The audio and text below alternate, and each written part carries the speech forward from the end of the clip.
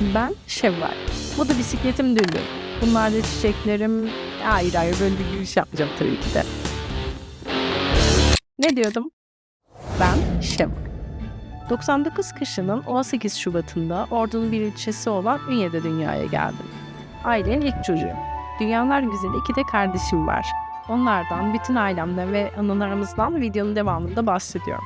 Bu videoyu edite tamamlamadan birkaç gün önce çekip şu anda yaşadığım adadan ve günümüzden sıcak bir selamlama yapmak istedim.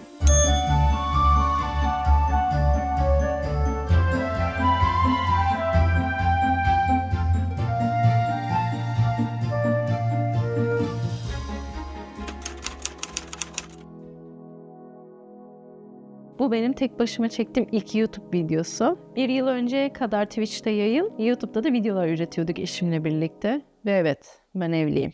Özel hayatımın detaylarından da ileriki dakikalarda bahsediyorum. Burası benim evim. Ben İspanya'nın bir adası olan Mallorca'da yaşıyorum. Genelde adada yaşadığımı söylediğim kişiler buna çok şaşırıyorlar ve imkanların kısıtlı olabileceğini düşünüyorlar. Fakat bu hiç de öyle değil. Girişte de bahsettiğim gibi ben Ordu'nun bir ilçesi olan Ünye'de dünyaya geldim. Eğer bilmiyorsanız şunu söylemeliyim ki Karadeniz'in en güzel yerlerinden biridir bana göre. İlginç gizli özel yeteneklerim var. Bunlardan biri dirseğime dil değdirebiliyor olmam. Evet, dirseğime dil değdirebiliyorum. Ama bunu burada yapmayacağım çünkü değişik bir görüntü oluşuyor. İkinci gizli yeteneğim de parmağımı tabure yapabiliyor olmam. Evet, tabure yapabiliyorum. Ama bunu herkes yapabiliyormuş. Daha yeni öğrendim. Artık özel bir yeteneğim değil. O yıllarda annem ve teyzem beraber bir kuaför işletiyorlardı. Aslında teyzemin kuaförüydü. Daha sonrasında annem de dahil oldu. Babam da mobilya ve ev içi tasarımları yapıyordu. 2 kız kardeşim var. Bunlardan biri sürpriz yumurta. Aramızda tam olarak 14 yaş var. İlk kız kardeşimle arkadaş gibi büyüdük. Şanslı olduğumu belirtmeliyim. O çok duygusal bir çocuktu. Ben ise çok yaramaz, yerinde durmayan biriydim. Bu yüzden ona çok çektirmişim. 3 katlı ve babaannemlerin ekip biçtiği kocaman bahçesi olan bir apartmanda yaşıyorduk. Biz o zamanlar babaannemlerin bahçesindeki meyve ve sebzelerle büyüdük. Tatları öyle muazzamdı ki şimdilerde o tatları özlemle arıyorum.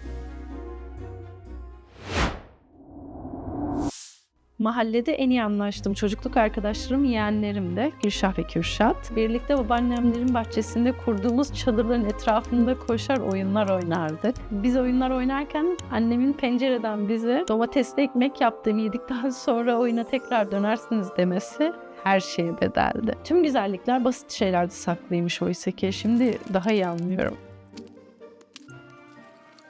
Benden 2 yaş büyük kuzenim Beyza. O zamanlardan bugüne çok sıkı bir dostluğumuz vardı. En büyük hobimiz CD'ciye gidip korku filmleri almaktı. Günümüzün büyük bir kısmını da annelerimiz kuafördeyken beraber geçirirdik. Sık sık onun büyüdüğü mahalleye yürürdük. Kuzenim onlara çok bağlıydı. Onun duygularına ortak olmayı seviyordu. Evimizin birkaç sokak ötede olan o kocaman sarı binanın avlusundaki surlardan gelip geçen arabaları izleyip tüm sırlarımızı orada konuşurduk. Kuzenimle benim vazgeçilmez noktamızdı. İlerleyen zamanlarda aramıza dostlarımız Dilba ve Yasmin de dahil oldu. Harika anılar biriktirip korku filmi koleksiyonumuzu da genişletmeye birlikte devam ettik. Çocukluğumun en güzel dönemlerinden biriydi.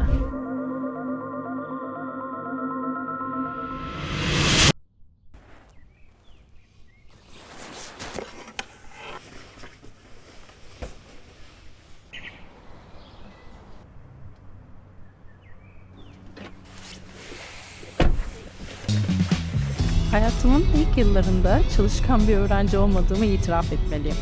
3. sınıfta karnemde 1'lerin ve 3'lerin iç içe geçtiği bir tabloyu düşünün. Hiçbir öğretmen beni kolay kolay kabullenmedi. İstedikleri kalıplara uymadığım için sürekli olarak ayrımcılıkla karşılaşmak motivasyonumu daha da olumsuz etkiliyordu.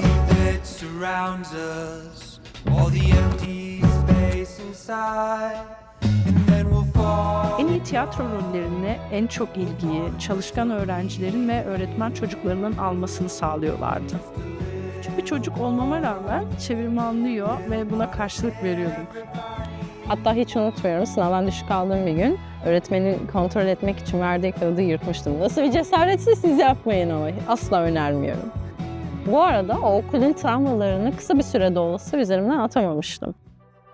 Ama derslerden fazla keyif almazdım ama çok resim yapardım. Hayal gücü yüksek bir öğrenciydim. Hatta bir gün resim öğretmenim sen kesinlikle Güzel Sanatlar Lisesi'ne gitmelisin, seni yönlendireceğim demişti. Ve ilerleyen zamanlarda resim atölyesinde bana rehberlik etmeye başladı. Başarmanın ve ilerlemenin hazzını hissediyorum. Bir şeye düzenli olarak vakit ayırırsanız bu kaçınılmazdır. 8. sınıfı bitirdiğim yaz ailemle tatil için Antalya'ya gitmiştik. Şehre girdiğimiz andan itibaren kale içinin dokusu, o denizin rengi ve palmiye ağaçlarının hareketleri beni o kadar çok etkilemişti ki yaşadığım yerde çünkü palmiye ağaçları yoktu ve onları görünce büyülenmiş gibi hissettim. O dönem o kadar çok etkilenmiştim ki ben burada yaşayacağım dediğimi hatırlıyorum ve yıllarca da bu fikrim değişmedi.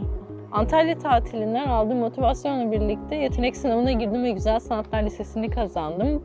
Bu yeni hayatımın ilk başlangıcı olacaktı. Oraya da ilk kez o zaman gelmiştim. Okul için kayıt yaptırırken okul müdürü kızınız buradaki yurtta kalmalı demişti. Çünkü şehrinizde bir servis yok. Beni yurda vermek zorunda kaldılar. Size içimdeki mutluluğu tarif bile edemem. Çünkü kendi başıma yaşayacaktım, hayallerim vardı ve aileden ilk defa ayrı yaşayacaktım. Üniversite hayatını aslında erken yaşayacaktım. Bu da beni çok heyecanlandırmıştı. Yurda ilk zamanlarda alışmakta zorluk çektim. Hatta ara ara ağladığımı hatırlıyorum. Tabii ilerleyen zamanlarda arkadaş edinip adapte olmaya başladım. Okulumuz yurdun içindeydi. Bu bir yönden iyi, bir yönden kötüydü. Biz yurttaki arkadaşlarımla buraya açık hapishane diyorduk. Gerçekten de öyleydi. Zaman zaman okuldan kaçma girişimlerimiz oluyordu. Çoğunda da başarılıydık. Nereye kaçıyordunuz derseniz, okulun üst taraflarında bulunan bir çiftliğin bahçesindeki nar ağaçlarına çitleri aşıp tırmanıyorduk. Bir gün az daha yakalanmak üzereydik. Evi sahibi gelmişti ve Karadeniz'in bahçelerini bazılarınız bilir. Yokuş aşağı olur böyle genelde. İşte o bahçeden aşağıya doğru yuvarlanmamızı görmeniz lazımdı. Daha sonra tabii evin bahçıvanından izin aldık. O da bizi helal etti, merak etmeyin.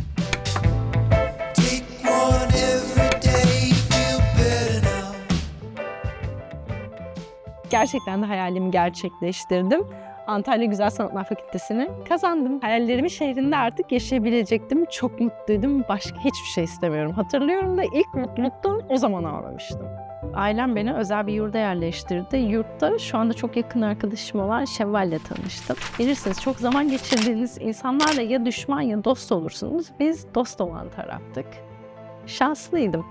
Üniversite ilk yıllarında hepimiz gibi kalabalık bir arkadaş grubuyla başlasak da zamanla bu çekirdek bir arkadaş grubu haline geldi. Herkes kendi ilgi alanlarına göre ayrılmaya başladı. Üniversitede genellikle zamanımı arkadaşlarımla birlikte kantinde geçirdim. O dönem yediğim sosislinin tadı hala aklımda. Çok severdim. Üniversitenin 2. yılında şu anda eşim olan Göktuğ ile tanıştım.